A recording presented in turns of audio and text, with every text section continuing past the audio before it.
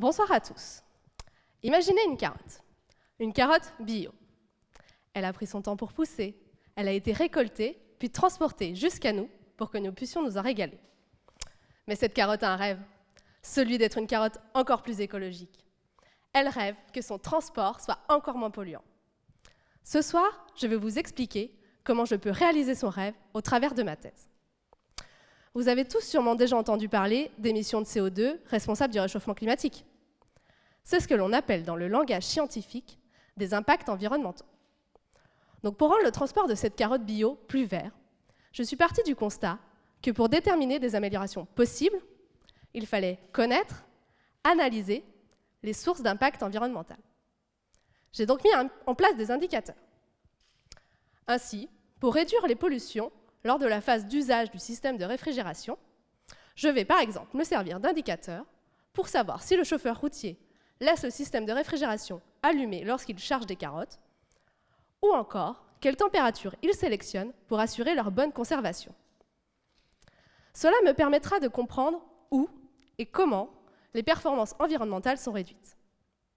Une fois que je connais ces comportements et que je peux les suivre, je peux par exemple donner au chauffeur des recommandations pour réduire sa consommation énergétique.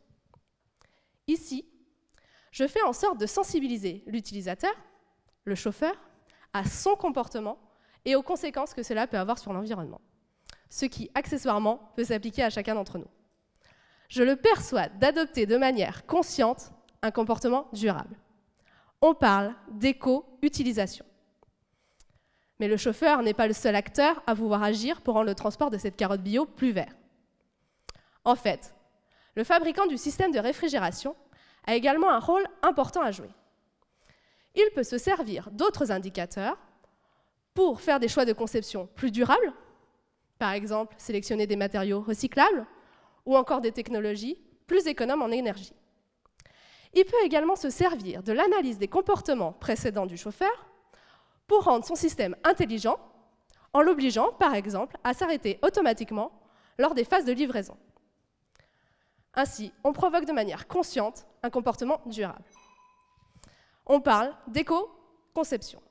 Pour résumer, ma thèse vise donc à répondre à la question suivante. Comment l'analyse des impacts environnementaux peut rendre le transport de cette carotte ou tout autre produit plus vert, que ce soit au travers de l'analyse des comportements du chauffeur, des choix du fabricant ou de toute autre personne impliquée dans le cycle de vie du produit.